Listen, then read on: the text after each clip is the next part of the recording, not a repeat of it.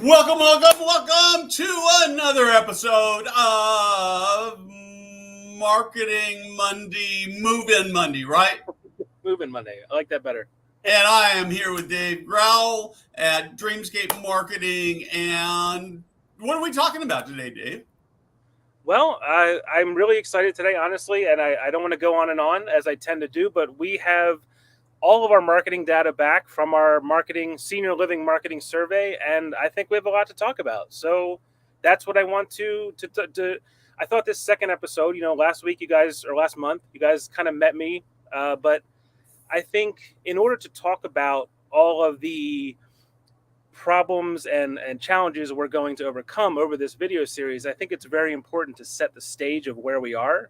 And I think a lot of the data in this marketing survey speaks to where we are. So I think what we can go through today and what will be most valuable will be to see where we are and see where we need to go. And that's I think that's what the results of this survey do pretty well. Cool. So overall, I want to just sort of set the stage a little bit. So overall, the data is pretty positive, right? It is. I think it's nothing we didn't expect, and I think it is all we are moving in the right direction, and we have some moving left to do. Cool. Oh, actually, I want to do one other thing before we get started here. I want to just set the stage for this because I don't know whether this will work. This may be one of the dumbest ideas ever I had. But we have done this with our webinars with great success. So here's what we're going to do. If you chat something into this conversation, both when we're live or until next Monday at this time. So today, this is August 8th. And so 8 plus, that's 15th, right? So we're going to leave this open until the 15th. And we're going to see how many chats there are, and we're going to pick a random number between however many chats there are, and we're going to give away a $100 Amazon card. It'll come to you instantly, and so we can't pick that number now because we don't know how many chats. We hope there's 1,000, but probably won't be that much. So your odds of getting a $100 Amazon card for joining us here is really, really good. And you know what? We're going to take, if you chat 10 times, and it's not like just stupid like, hi, mom, that'll be 10 entries. And so we're just going to see how this goes. So anyway, so we are going to talk, we titled this talk, the five ways people get it wrong. Yes. 5 mistakes. I probably put something like stupid in because that's the kind of thing I like to do when I write titles. But anyway, so it's probably not very nice. But let's talk about these mistakes that people make and what you kind of found. So the first one is this, right? Yep. Well, and so I think the positive out of this was we asked people about their strategic marketing plan, and does it include clearly defined success metrics? And 9 out of 10 have a plan, 7 out of 10 have those metrics in there, and they are looking at things like occupancy, staffing, generating leads, converting leads, and their differentiators. So this is great. This is great because it's alignment. If we don't see the finish line, we cannot work towards the finish line. So that's a positive. I think most people have these clearly defined metrics. It's the hiccup is maybe tying our digital marketing efforts back to those metrics. That's where we're kind of missing it. But that's kind of a down the conversation point to make. But okay, yeah. So I mean, obviously let's talk a little bit about what success metrics that you typically look at. Oh. For a client or for for a client. If I were a senior living operator, what would be your recommendations for me in terms of what am I looking at particularly for my digital side of things? Well, I mean, that's just a constant refinement of getting the most qualified, most refined, most perfect match new resident opportunity you can, and then taking them through your journey. So I don't know that there's an exact number there. Those numbers more or less come from you, the operator. You would tell us your goals, and we would actually because digital is much more of a mathematical process than big umbrella marketing, we actually have a mathematical way of taking your goals, your move-in cost goals, your move-in amount goals, and working backwards in a formula. So that actually, there's no one answer there. It's actually completely custom. Okay, so, but I might come in and say, okay, I'm at 89% now, and I want to get to 94%, right? Mhm. Sure. And then we would sort of go through and figure out the things we need to do and what it would cost, or Sure. Right. Well, the first thing to do, which actually one of our pain points down the line, is a website audit. You need to know where you're starting from again to see where you're going, and we would want to make sure that your platform, your SEO, your content, your paid is all pointing at the right people, is all pulling in the right kind of opportunities. So um, that's where we start. A website audit is going to reveal a lot, because your website is ultimately what is dispersing all your information to Google out to the world. So you really have to be on point there before moving forward.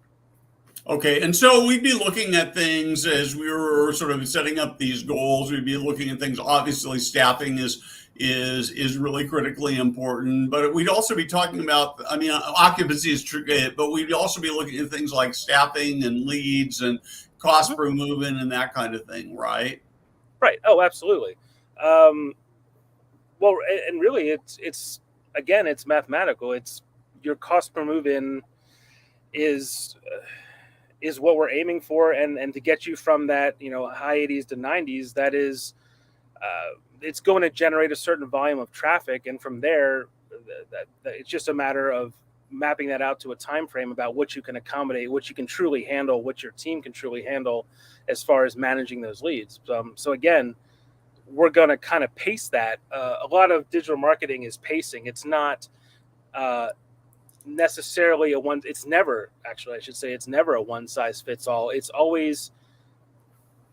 pacing to stay ahead of your competition, and just one step. Like your market, there's a great danger in overinvesting in marketing and also underinvesting. It's not really about any one particular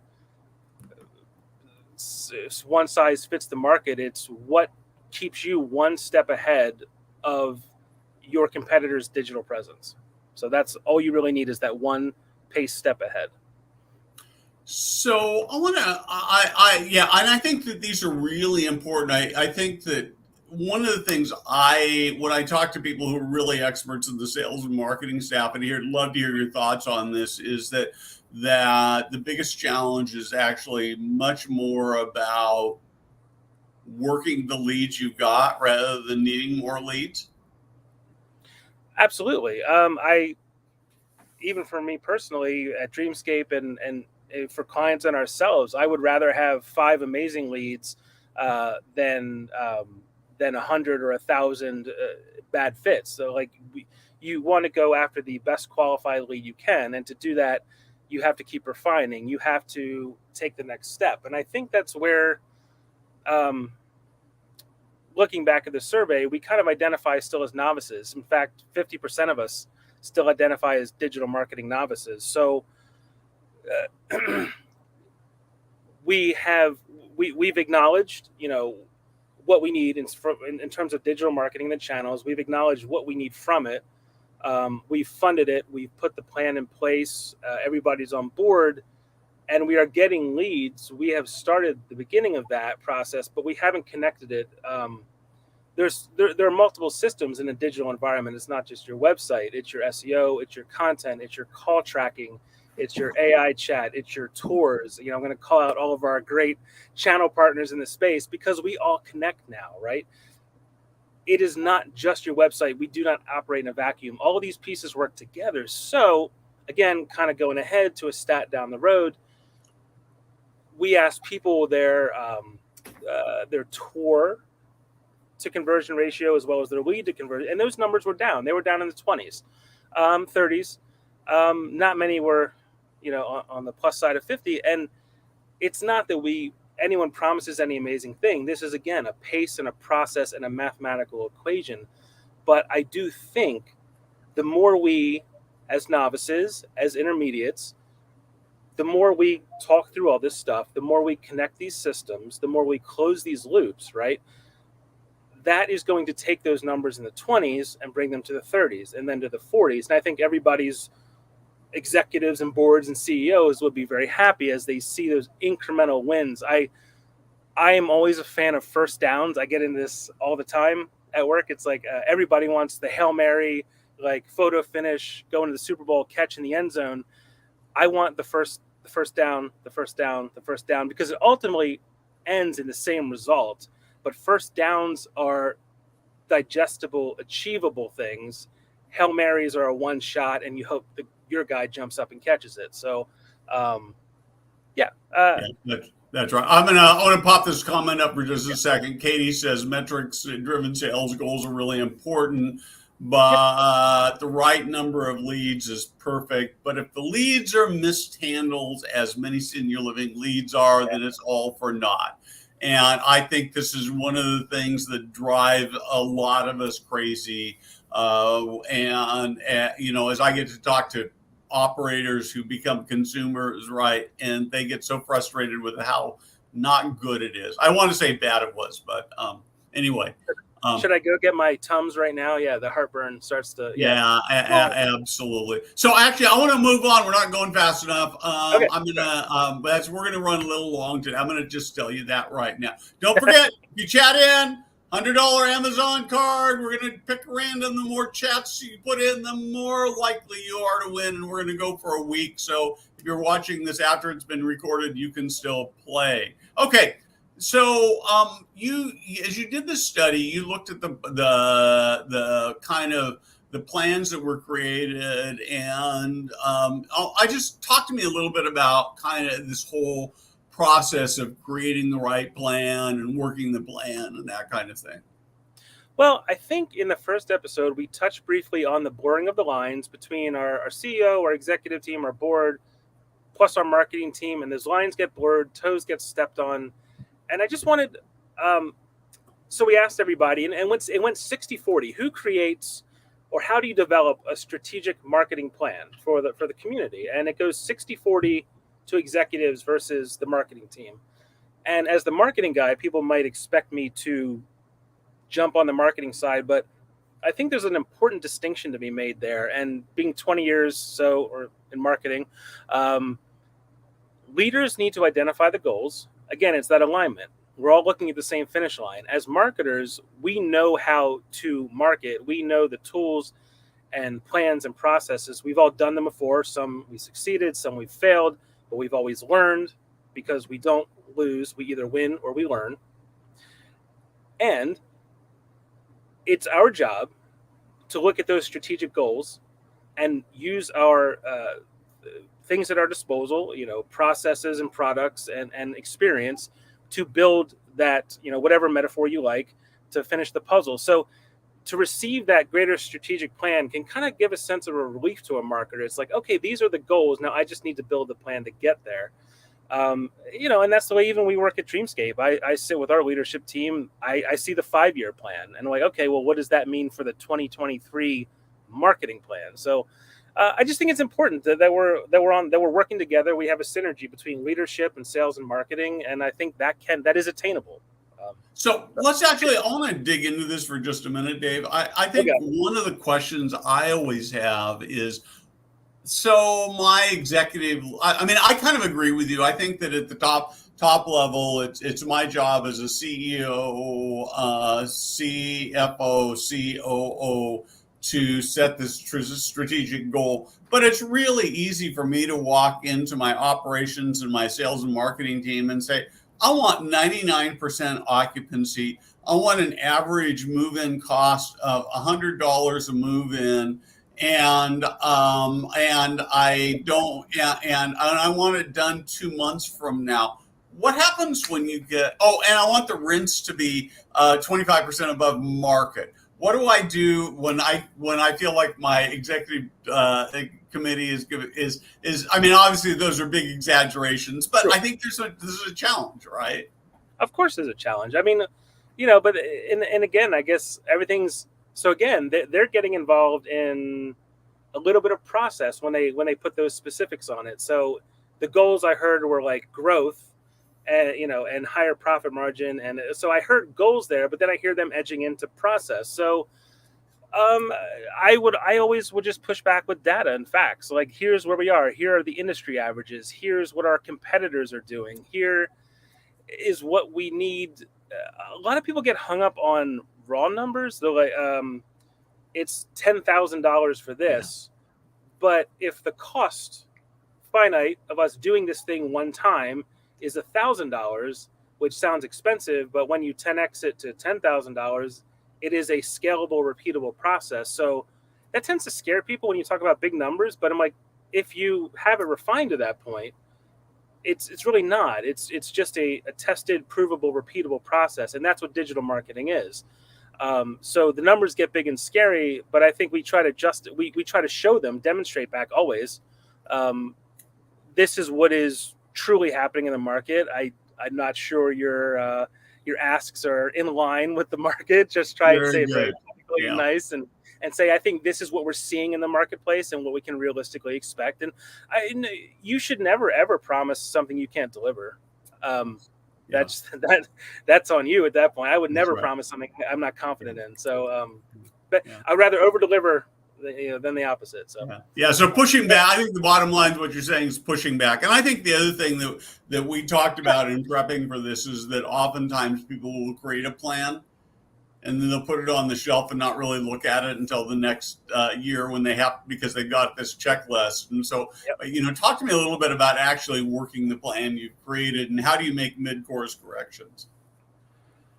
Well, I guess I'll just talk from our personal experience. I'll talk from the Dreamscape perspective. Is that it's all mapped out. It's informed by the previous year. It's with the goals of the coming year, and we check in daily. I mean, part of your job at that point becomes the daily check-in of the plan. When you reach the marketing managing level, you're the facilitator. You're the leader of the plan. You have people helping you do it, but you need all those team members, right? And again, hey, Jillian, who's my team member, who helps me with everything that I'm bad at, and she's the analytical side, and I'm the creative side, and we check in daily, and we course correct, and she drives the data.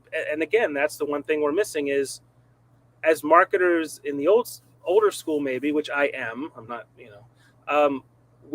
some amount of marketing is brand marketing, awareness marketing. You're paying for the billboard. You don't know how many eyeballs officially saw it. You can't track an amazing ROI directly, but she can give me data that I know that, this podcast, our Marketing Mondays was watched by X amount of people. And then if it was bad, then we change topic for the next. We course correct constantly. So we're constantly, and it's taking the personal out of it, right?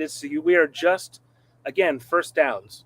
We are working towards that end goal, and we don't make mistakes. We win or we learn, and so we just keep going on that. We look at our corrections constantly. Is LinkedIn working for us? Is Facebook working for us? What is it just the wording? It's A/B testing. It's surveying people. It's persona development. It's all these little things you just have to try. Like, one of our leaders at Dreamscape, he's like, I'd rather you try a bunch of things than try nothing, right? So it's like, as we talk through all these things we could possibly be doing that we'll talk about over the next few months, it's just try them. Like, there's no downside from just seeing which of these work for your community.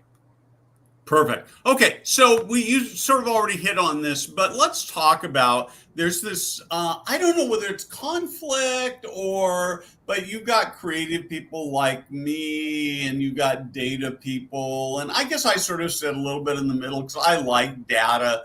But how do you gather the right data? What's the right data? How do you use it?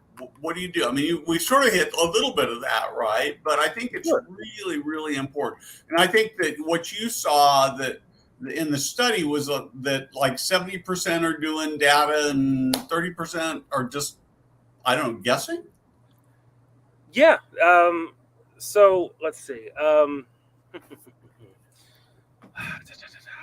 So I want to reference it specifically. So we asked people, is your current marketing, just so we set the stage here, uh, is your marketing analytics, is it providing you valuable or actionable data? And 70% said yes. So this is still great. Um, but it's imperative. It's everything, even in the negative, all the information you're collecting, even in the wins and losses, goes back to refine what you do going forward. So it's important everywhere. It's using, again, like you said, we touched on it, but using keyword research to update your SEO. It's using survey data to hone in on the exact perfect type of new resident for your community, be that what they're into, what they like to eat, where they live, everything.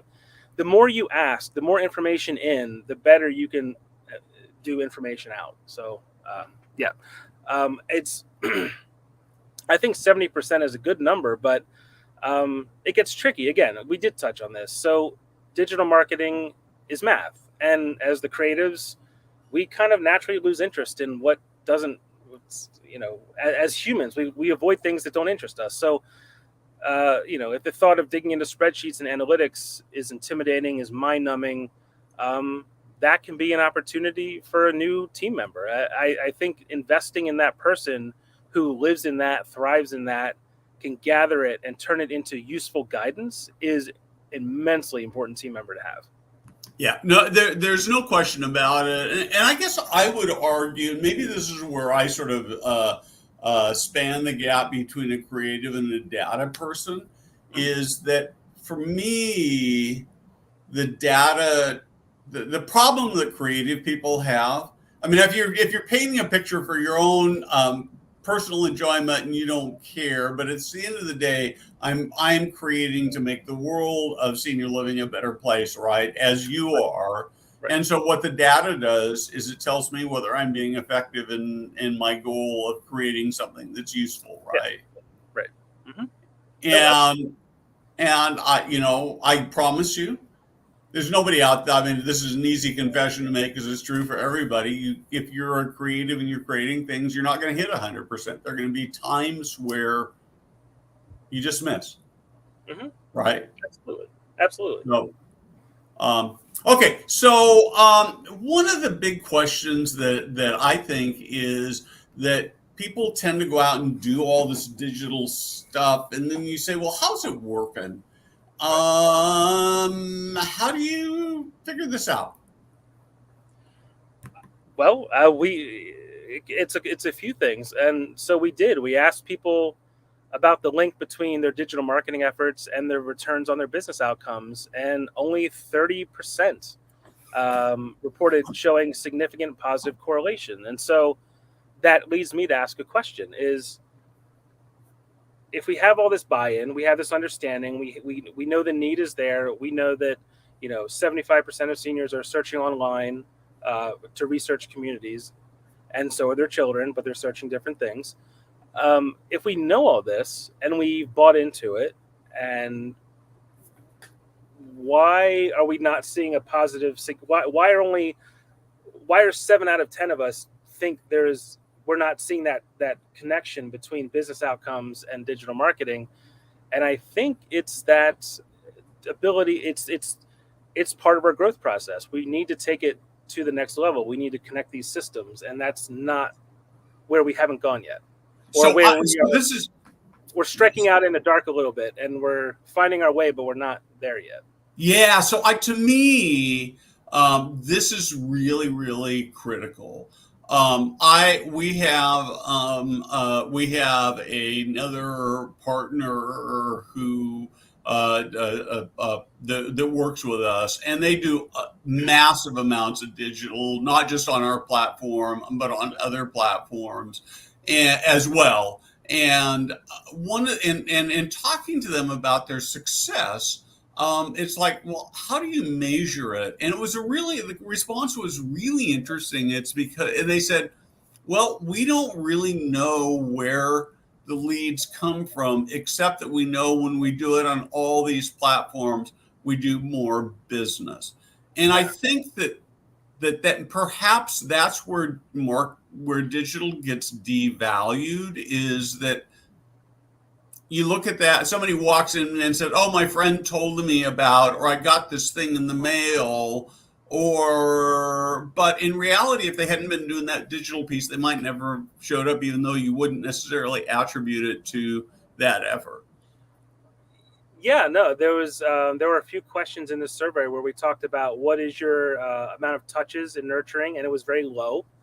People, it was 1 to 8 or something like that was the majority, and then the 9 to 16 range, and then we think something it's closer into the low 20s is probably good. So, I mean, there are very simple ways to solve that. I mean, your Google Analytics dashboard, everything you do from the digital side, from whether it's the website itself, your Google business profile, your social media, everything, your LinkedIn, everything can be tied back to your Google. So you could, I mean, that's literal. There's no problem there, seeing exactly where those are coming from and cranking one up and turning the other one down, which you should be doing anyway. But I think I lost my train of thought there. But anyway, that happens to me. So I guess I think I think this is a really tough question, right? So yep. On one hand, I agree with you. I think you've got to sort of look at your data. You've got to look at your data and say, okay, I can see these leads are coming from here. I can see I'm not getting leads coming from here. And yet there's maybe also some intuitive stuff, because sometimes the correlation's not so obvious. I don't know. To me, I think this is a great puzzle that people have, because I consistently hear, well, we get some of our leads from digital. I hear two things that sound contradictory. Okay. We get a few leads from digital, but they're not that high quality. And then I hear that 70 or 80% of the prospects, the move-ins, all spent time on the web, checking out the website and looking at other assets before they move in. And so there's this like 30-40% gap. And what do you do with that? Well, yeah, I mean, I think misattribution is a big problem. Yeah. If you think that phone call started with someone picking up their actual phone, I would be highly suspect of that.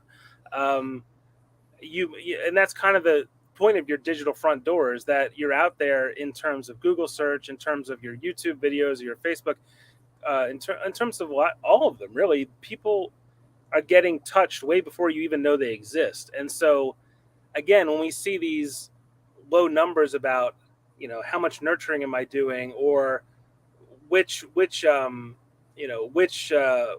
channel is bringing in the best leads, I think if you don't have those analytics connected, you truly don't know. I mean, and that's problematic, because if you think, the print ad in the somewhere was what's doing it, it's probably not the case. It's that if we know that 75% of seniors are going to Google first as they start their research, that is where it's coming from. So being able to attribute it back using your dashboards, Google Analytics, is incredibly critical. Cool. Okay, last thing I want to dot, and then we actually have a graphic we want to look at. We wanted to look at sort of a search thing that I want you to talk us through. But the last thing is, and I just think this is so important, is that is this idea of, what do you invest, talking about investments that people are doing. And so as you ask people about what they're doing to improve their digital marketing, what'd you find? Well, actually, we found it kind of across the board. Between analytics, the website, SEO, we found a pretty good breakdown. Actually, people are doing a good bit. I was kind of, let's see, kind of curious to me. So people are optimizing their website the most, somewhere around the 60% range, but SEO is way down in the low 20s as far as their investment. And I see a lot of these things coming after. People talked about direct email marketing, A/B testing, their app. They talked about things that kind of come after the SEO is going to be the impetus for a lot of that measuring. And so really only 1 in 5 answered that they were focusing on SEO first. And that's where Dreamscape comes from, is an SEO first. That is,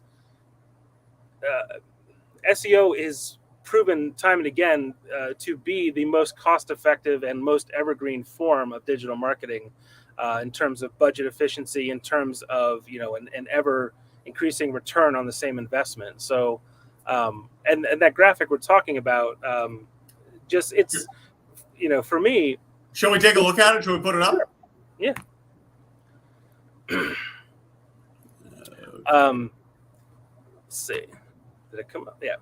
So this is just a Google search page. I'm actually going to go full screen so you'll hear our voice and not see our faces, which is probably better anyway, right? So right. We'll pull it all the way up. So right. And I think again, kind of going from that 1.0 thinking to the 2.0 is, a lot of our goals in that top right where you see the 39.6, that's the #1 organic spot. And this is just a screenshot. Senior Living, Columbia, Maryland. This is where Dreamscape is based. So on the left, you have paid ads. In the center, you have your Google business profile, what people call the map pack, Google local, and then organic. And give or take, and it changes, it fluctuates, but by and large, these numbers are accurate for the amount of click-through rate for those positions. So 40%, that the #1 organic position is 40%. And really, with phone calls in senior living specifically still being a top converting method of contact,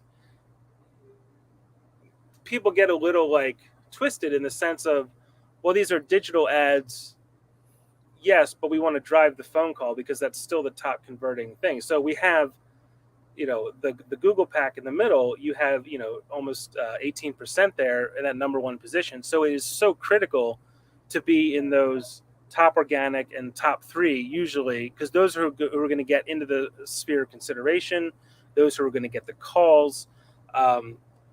Paid search is more for retargeting down the road. It's when you have someone very specific things. They're down the funnel in the decision-making process. PPC, paid search, is very good for people who are trying to make that final decision where you want to speak to very specific differentiators to kind of pull them there. But the other thing I did want to say about this is we feel amazing when we get to that top spot. And for a lot of people, we get them there.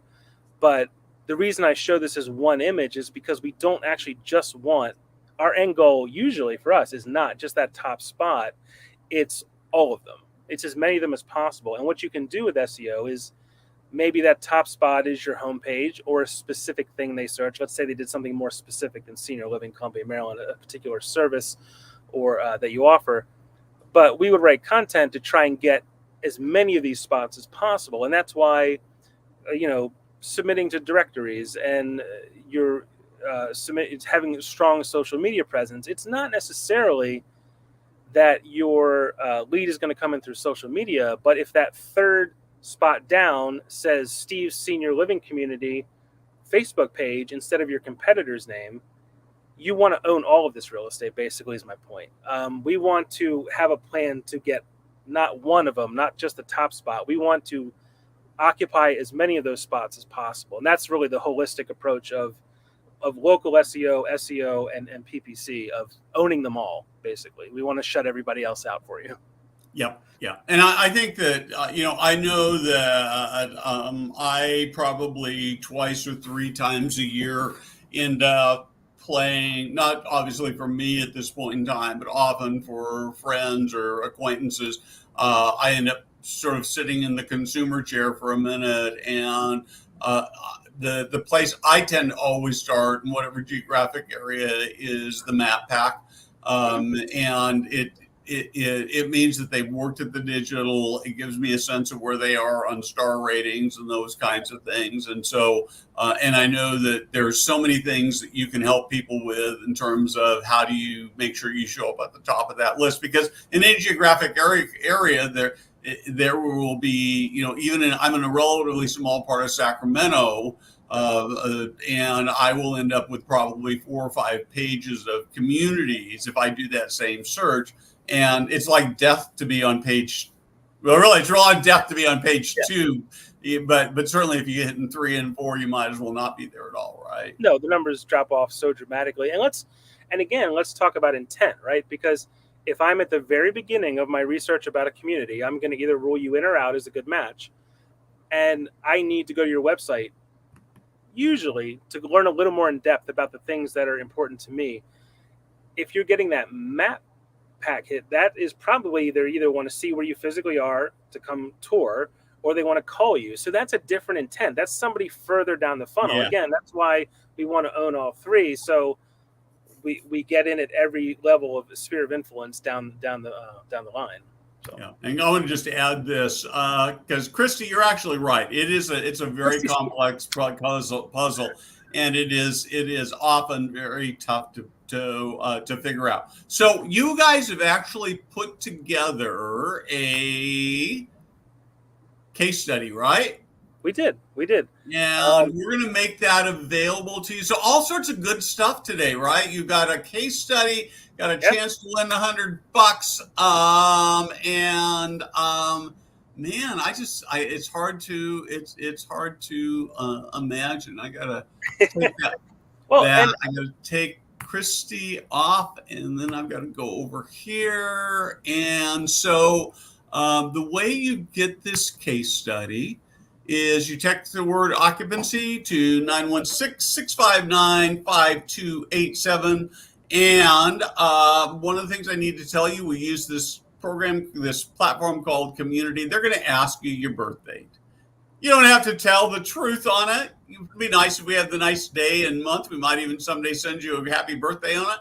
But you can put any old year in you want. We don't have any control over that. So, but we'd love to have you download this free resource. It'll really help you better understand how to, as Christy says, to figure out this amazing puzzle, right? And that's really what you guys are all about. It is. And to that point, it is different for everybody. Everybody's puzzle and goals are slightly different. Their geography is slightly different. Their competitors are slightly different. So it really is a unique puzzle for everybody. But yeah. Cool. Sorry. Go ahead. I stepped on your brain. No. When Christy said that, it made me think that again, and where we go to kind of solve this puzzle is we saw all this very positive adoption and all this up front. We saw 70-30 on the positive side, the adoption, the funding, the taking on these digital roles. But then where I kind of see a red flag is when we ask people to what degree has the use of digital marketing contributed to your company this year, almost 50% said minor to no contribution. So again, only 6.5% said I was a top contributor. And so if the bulk of our, new resident research is coming in through Google, through online sources, if our leadership teams are bought into digital, if we are bought into digital, if we're learning it and we're implementing it, why is there a disconnect here? Why do we then flip 30-70 the other way? And what I'm seeing is that we've just got these next steps to take. We need to talk through, how where we're focusing on SEO, if we're focusing in the wrong place, the additional tools that we can use to nurture people, not just email marketing, but AI chat has been a big thing.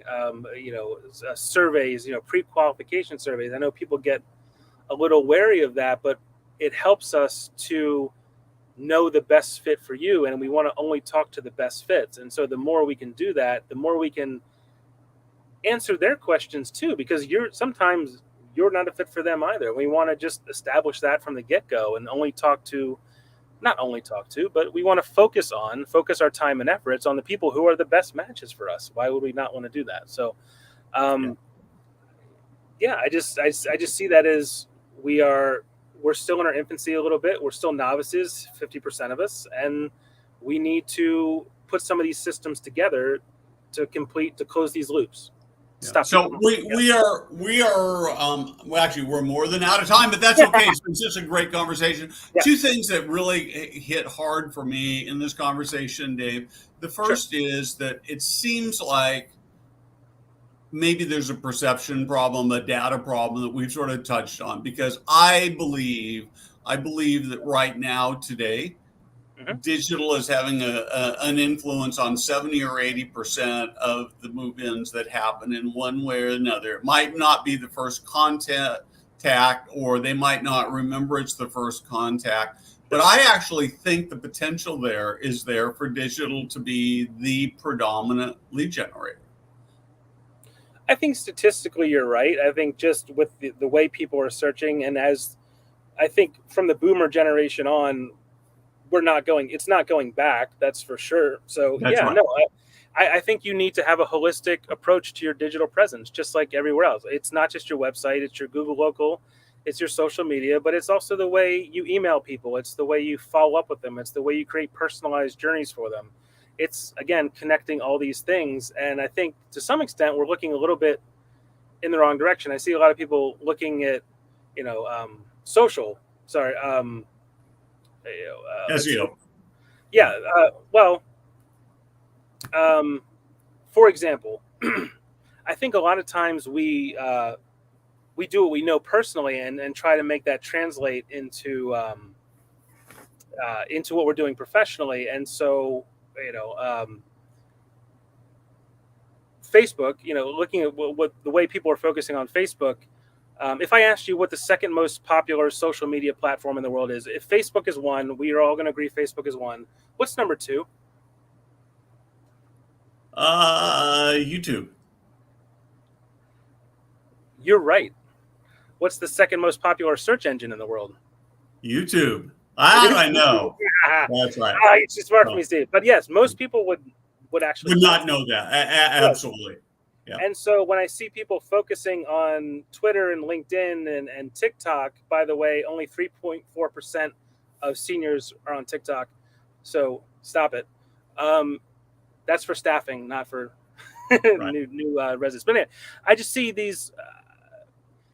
I think things like social media are more digestible to us because they're just more familiar to us. But if we just took the time to just understand SEO, to connect these systems, to look at our analytics, to keep improving our processes, you're going to find that is actually going to do a whole lot more for you than anything that Facebook ever could.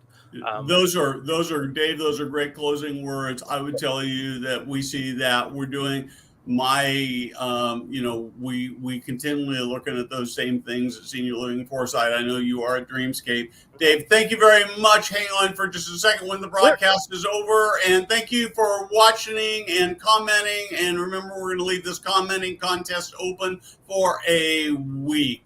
Have a good rest of your week. Go out and fill your buildings up. Thank you.